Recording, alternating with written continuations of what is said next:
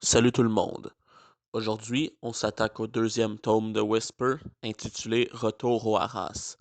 Hey, en passant, Retour au Haras, ça signifie-tu qu'il va y avoir du harcèlement? La pognez-vous-tu? Non, mais harcèlement en anglais, c'est harassment, puis harassment, harass. Vous l'avez pogné? Ok, c'est beau. Balançons le résumé. Mika fait le même cauchemar à chaque nuit.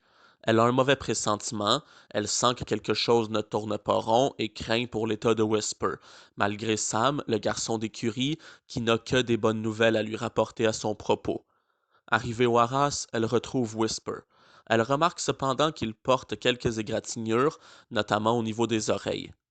Elle le sent aussi un peu ailleurs, comme s'il savait quelque chose qu'elle ignorait. Mika apprendra bien assez tôt que le haras Kaltenbach, qui appartient à sa famille depuis des générations, est au bord de la faillite. Et comme si ce n'était pas suffisant, un voleur s'infiltre la nuit sur le haras pour dérober des denrées spéciales et des médicaments pour chevaux. Une seule solution s'offre à Mika, participer avec Whisper au Kaltenbach Classics, concours d'équitation très populaire dans l'espoir de sauver le haras. La grand-mère de Mika ne dispose donc que de 2 semaines pour l'entraîner. Le haras pourra-t-il être sauvé? Qu'ai-je pensé de ce second tome? Franchement, il est digne du premier, avec certaines qualités supplémentaires, notamment quant à la narration et la construction de l'histoire.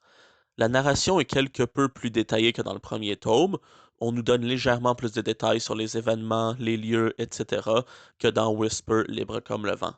L'histoire, quant à elle, semble moins uniquement focalisée sur Mika.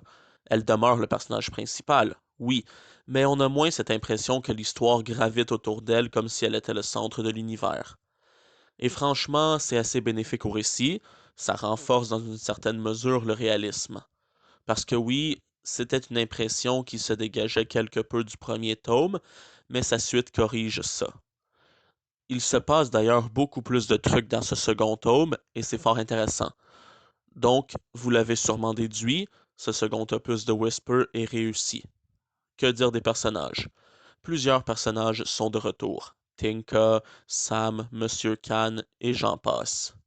Fanny, la meilleure amie de Mika, est également de retour, plus présente dans ce second tome que dans le premier. L'évolution de leur relation, leur amitié impactée par les soucis de Mika, qu'elle cache à Fanny, est bien exécutée. Mika prend d'ailleurs des décisions un peu à la hâte, disons, et sans grande réflexion derrière. Comme monter à l'arrière de la mobilette d'un parfait inconnu, en pleine nuit, sans savoir au préalable où il compte la mener. Pas très prudent. Mais bref, passons. Et puis de toute façon, c'est cohérent avec le tempérament d'un personnage tel quel.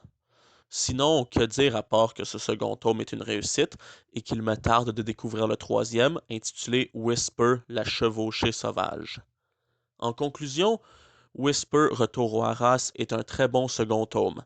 On y retrouve les personnages auxquels on s'était attaché dans le premier tome, et on en découvre de nouveaux. L'histoire n'est jamais ennuyante, la fin est belle. Je vous invite à découvrir ce second tome si ce n'est pas déjà fait. Et bien évidemment, si vous avez lu le premier, ça va de soi. C'est tout pour cette chronique et je vous dis à la prochaine. Allez, salut!